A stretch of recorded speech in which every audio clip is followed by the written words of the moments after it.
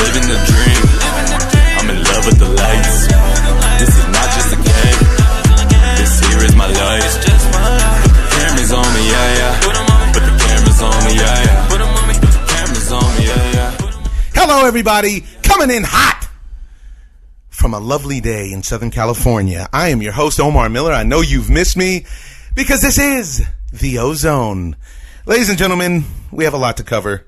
Man, oh man, we've had some technical difficulties, we had some problems, but guess what? We're back, and we're back with a vengeance, and we want to jump right into it, into some boxing news. Let's talk about the bout that was, but that really wasn't. The bout that never was. Yeah, Canelo Kovalev. Now, I caught a lot of heat. I went on the Ring Report, spoke to my man Doug Fisher, shout out to Doug, in Ring Magazine, and he started off as impressed by Canelo's win. After I got a hold of him, I spoke about what it is that I really felt like wasn't necessarily so impressive about Canelo's win, because he tried to pick on the easiest of the 175-pound champions, And which ran into a nightmare. a smart thing to do. I don't think he really ran into a nightmare. I mean, he ran into a guy that was gun-shy. But he ran into a nightmare because that guy peppered him for, what, 10, 11 rounds? Yeah, 10 rounds. That was a nightmare for him. He even said afterward in the post is that He felt his punches. Yeah, he felt his punches. He said it was way more difficult than he thought it was going to be. To get inside. Uh-huh. Now, the reason we do this, I know how it sounds. It sounds like we got something personal or a bone to pick with Canelo, and we really don't. I really don't. This is what I'm telling you. I don't have any problems with Canelo Álvarez. The times that I've met him, he seems like a wonderful young man. Yeah. I don't think Canelo Álvarez is scared to fight anybody. But whatever the situation is, Canelo Álvarez has become the face of boxing, and everything is always in his favor. From the franchise champion belt, which allows him to roam divisions at his leisure without any mandatory fights to keep his belts, to being able to pick and choose which... The who, when, what's, where, and why. The entire A-side argument, basically. So now, Kovalev just fought 7-8 weeks before this fight in a difficult fight against a young stud that he beat. So obviously he wasn't healed. I don't think he was healed, and he's already on his way out. He's 36 years old. Well, and to me, it just really looked like, honestly, I'm not going to call the fight a fix, but it didn't look like he really cared about winning or losing. He really, at that point in the fight, You felt that way. He could have literally ran and been successful, not by the judges' scorecards, though, but So then how could he have been successful? well, with him not knowing the scorecards and fighting the way that he fought, everybody. You think he felt like he was up? Yeah, everybody felt like he was up, though. The only people that didn't feel like he was up were the people that were pumping him, the announcers saying that he was the man. I mean, that he was losing. And nobody that watched that fight. The judges and the scorecards didn't believe that he was up either. Because at the time of the knockout, they had Canelo up 96, 94, I think it was. And everybody had Canelo up by 2 rounds, meaning that it was 6-4 Canelo. I had it 7-3 for Kovalev at that point, primarily because Canelo didn't throw many punches. Because he was getting peppered when he did, because he would swing and miss, and you swing and miss, it takes a lot out of you, and then getting hit, on the top of that, come on, dude, that's a lot. And they tried to sell it like he didn't get touched, like he was blocking the shots. That was the worst I've ever seen him look after a fight. He looked pretty bad, actually. Yes. He looked pretty bad after the fight. But it's a bigger man. They have weight classes for a reason. This is the bigger man. Yeah, and actually, this is the first time I've ever really seen him be hurt. He was literally hurt in the 8th round. He was hurt in the 8th round. Nobody has talked about that. Yeah, and he played it off well. This is actually that was the best thing that he had done in that fight.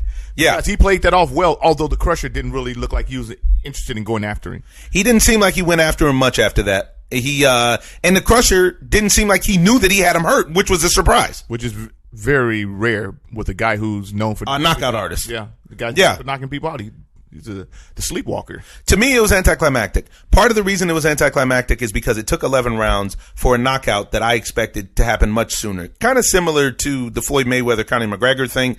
No disrespect to either of these guys because it wasn't a spectacle like that. Right. Because it wasn't like one guy carried another guy. Well, and not only that, it was 2 boxers fighting. That's what I mean. So I'm not trying to make a claim there or disrespect anybody. Yeah. But at the same time, the fight was pretty boring for the most part. And even the free fight was really boring. Yeah, but because Canelo was just sitting up there getting peppered by Kovalev. By a jab, waiting to set up big shots or big body shots. That never happened, really. Because Kovalev... Maybe total, I would say he landed maybe 5 or 6 of the big shots, of his big shots. And one thing that was surprising about the knockout, again, the knockout actually was beautiful, a beautiful knockout, because he hit him on top of his head and messed up his equilibrium. Then he finished him off with the big hook. But I didn't buy it. He hit him on the chin several times throughout the fight, and Kovalev kind of just like shook it off.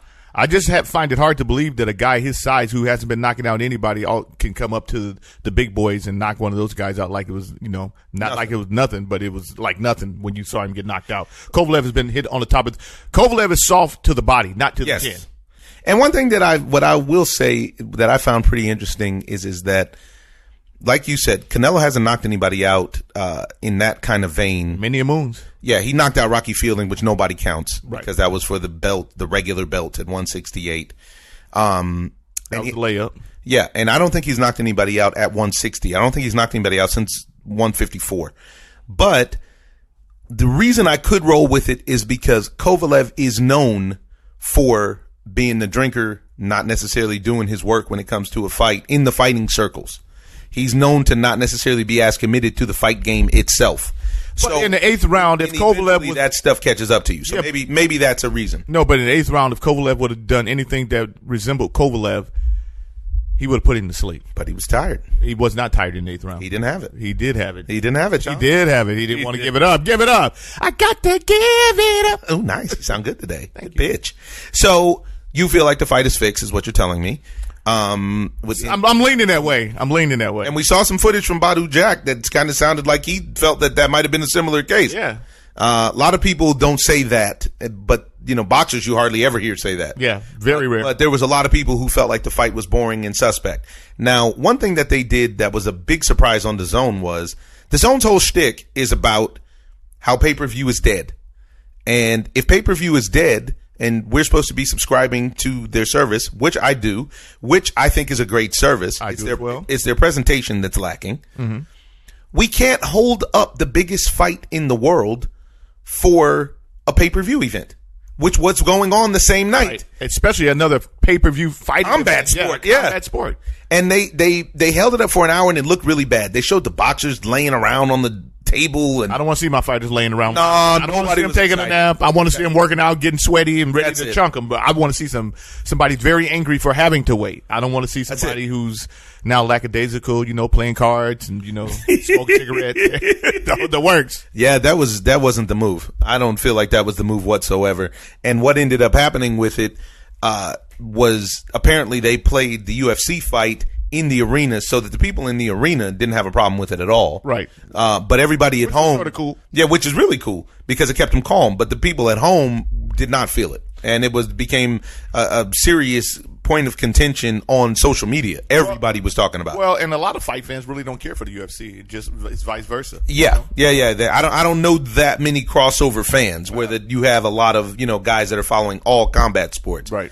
I was surprised that they did that. It was an interesting choice. An artistic choice, even. Well, you can take that move. One that I didn't necessarily agree with. We'll see what DAZN does in the future. But it was what it was. Now, for you, where does Canelo stand in history? Does this historic victory of him being a 4-weight Mexican champion, do something for you as far as his historical standpoint? And what does he do next? It doesn't solidify anything for me. First and foremost, I never thought that he beat Gennady. I'm a Gennady fan as well, and I really like Canelo in this younger phase when they were developing him to be a great fighter. Now I feel like he's more of a paper champion than an actual great fighter because there's a lot more challenges that he can actually face.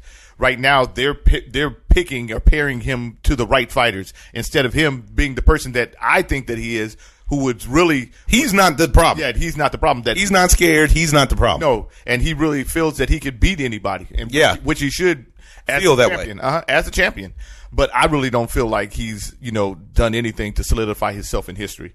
The records are now the best fights are the 2 fights against Golovkin. Yes. The first fight was clearly lopsided for Golovkin. The second fight was much tighter. But I can see how an individual could give him a draw. I had Gennady winning the fight 7-5. maybe I'm biased. Maybe the fight was 6-6. Maybe the fight was 7-5 for Canelo. But the way that the scorecards are, it always comes down to the same thing. When after he signed this $365 million deal, you need to knock Canelo out to get anywhere near a decision is being clearly said by all of the scorecards in every fight. Right. But I won't go as far as to call him a paper champion because he beat up Danny Jacobs. He didn't beat him up. He didn't beat him up, but he beat Danny Jacobs. Sorry. And I would like to say that he did beat Danny Jacobs. He beat Danny. But every other decision in between that time has been a question mark. You know what I'm saying? Except for Rocky Fielding. Any kind of which is a question mark for even to be taking the fight. Yeah, exactly. But any competitive fight, I haven't seen him be the better fighter. Right. So the Cotto fight, he got the decision on that. I thought that fight was closer than they called it. Even if we give him the win for that, that's cool. Yeah. Let's say he won that fight, which was a good fight. You know, and Cotto was towards the end of his road, but it was still a good fight. And I don't think he won that fight. But let's just say he did. Yeah. There's a lot of decisions when we start going over it with Canelo that are very, very Canelo laden. Even the idea he putting a Canelo on you. Well, it's not him though. That's the thing. This is why it always sounds personal. It's not him that's doing this. Yeah. Even the fight against Floyd Mayweather that everybody with eyes saw that he lost, he got one card, which is amazing. Right. He got one scorecard that said he won that fight. Because they were saying that Cinnamon was the next thing coming at that point. And so Erislandy Lara, a lot of people felt like that was suspect. It's just a lot of fights. Main thing for me is I'd like to see Canelo fight the best in the world at whatever weight class he chooses. At the right time. But then, so if you're going to fight at 175, fight the two guys that are the most dangerous guys there. Bivol and Beterbiev. And then when you do that and you win, nobody can say anything. Nobody can say anything. I doubt it, but I don't want to see a tainted decision. I don't want to see that anymore. I'm tired of seeing boxing do this, where you get these tainted decisions because Kovalev scorecards. You mean? Yeah, with the scorecards, because Kovalev dominated that fight all the way up until he got knocked out. And if you gave him 3 rounds, you're being generous, because I felt like he lost I think it was 7-2 pretty much all the way up until the 10th or 11th round. I felt like it was 7-2, and they don't do draws in the round anymore, equal rounds. But so you felt like it was 7-2-1 on your card. So then, potential fights for Canelo. Kovalev should just write off with his $12.5 million, whatever. Don't sleep, he will, and he should go live well. Yeah. But potential fights for Canelo at 75, you got Beterbiev, you got Bivol. 68, you got David Benavidez Jr., which I don't think he wants to see. No. That heavy-handed dude that fought Durrell. But he's tall than him, and he's tall. But Benavidez is 6'2", and young. With pop. You got that kid Caleb Plant, which a lot of people don't believe in, but I think he's a really good fighter. Mm-hmm. At 160, you have the trilogy fight with Gennady Golovkin, which heavily favors Canelo at this point of their career. But now with the new trainer, it might not, because what they I don't know with not headhunting and start working on Canelo's body, which is easier to do for a fighter like Gennady, who's about the same size and stature. Then you have Big Charlo at 160, and he wants none of that smoke job. You got Andrade at 160. I think he has the potential to beat Andrade, though. I take Canelo over Andrade, because I don't think Andrade hits hard enough to make Canelo respect him. Right, but now I haven't seen Andrade put people to sleep. Yeah, but what Andrade could do is to pepper him with that jab and maybe give him some cuts. But other than that, I don't think that Andrade could win a decision. He won't win a decision. One thing that's beautiful about Canelo is you see the discipline in his fights. Canelo has the discipline in his fights to stick to his fight plan. And that's a testament to the Reynoso brothers, which is... Well, I feel like he lost his discipline this last fight. I didn't. He stayed, he kept his hands up, and he stayed trying to get to the body until his opening opened up, and then he executed. But moving on, we got a lot to cover. Honestly, a more impressive outing to me was young Ryan Garcia. The kid was impressive. The kid came out, didn't even let the guy get a shot off, basically. He messed up the whole fight night. He messed up the fight night. That was the reason they had a big gap. Right. He knocked that guy out in 57 seconds or something, 47 seconds. Yeah. He looked good. He looked really good. That was the best I've ever seen him look. Me too. And you can see the benefit of him working with the Reynosos, with Canelo's trainers, and with Canelo himself, and the stuff that's done for him. So good kudos for him. Be interesting to see what happens next with him. There's a lot of fights at 35 and 30. A lot of fights. Yeah. The monster, the boogeyman is Vasily Lomachenko. I don't think he could beat Lomachenko. There would be way too much. Ryan Garcia? Yeah. No, not at all. I don't. You got Tank Davis. You got a lot of young guys down there. Haney is down there. A lot of guys down there for fights for that. Now, moving on. What was your take on this spectacle of that the Zone put on? That was actually interesting to me. I think it's something they did last year that didn't get enough credit. 2 regular guys put on a pay-per-view fight, and they made about $10 million doing it. They sold it for $10 because they're YouTube stars, and everybody bought it. And although they were extremely graphic and, lewd and vulgar in promoting the fight, I guess that's part of the deal, they went and got real boxing trainers, and we're talking about KSI and Logan Paul. Now, they had a fight. I still haven't seen the fight. Did you see the fight? I didn't watch it. I just watched the highlights. And there was some controversy. I actually felt like it was more interesting than some of the fight blog action that we saw from Paul's trainer, Shannon Briggs. Let's go, champ! Let's go! Shout out to the champ. He had to smack some people around out in front of Staples Center, one of Badu Jack's homeboys. What time it was? Unfortunately, for that guy. And, but again, it was a success. Millions of people tuned in on the Zone to watch these 2 guys who are regular guys decide to fight. Right. It's very interesting because back in the day, everybody would get together when someone was fighting and just in the neighborhood and watch people fight. So why wouldn't you have a camera? Why wouldn't you put it up? And they're doing it on Instagram and stuff for free a lot of times. So if you can get paid for it, hey, more power to you. True story, child. And this weekend, a fight that you can catch the OZone at is the rematch of Deontay Wilder and Luis Ortiz, a.k.a. King Kong, in Vegas. Now, the first fight was a great fight, a fight of the year candidate. And honestly, Ortiz took Wilder's punch, got up and punished him. And it seemed like his rumored age, which is supposed to be into his 5th decade, is that he didn't have that extra gear that he needed, if you will, to finish the fight. I think it was reaction time more so than anything. You can see that he wanted to throw punches that he couldn't actually throw because had Deontay almost out of there in the 7th round, almost out on his feet. Yeah, didn't get him off his feet though. Just let up on him a little bit, and that's all someone needs who's a champ. And Deontay showed big heart. To that point, that was the best fight. I'd still say that's his best fight that I've ever seen him fight. No question. Now, I think that what he's going to do, which might get him in trouble this fight, is I know how he is when he wants to put somebody to sleep. He wants to knock this guy out. He wants to knock out Ortiz. And if he wants to knock out Ortiz, what he's going to have to do is to come out there and charge him. And Ortiz is a big thumper. And he might end up running into something that he didn't want to run into, and like a Mack truck. and Ortiz is he looks good. He looks great. But you know what? What you want to speak on? Just all these guys, like we're just speaking about Canelo and Ortiz and everything. Those guys were on the juice before, and it's always we just sweep it under the rug. We just sweep it under the rug because we grant forgiveness, but we can't forgive the offense. And these guys have offended by taking the stuff.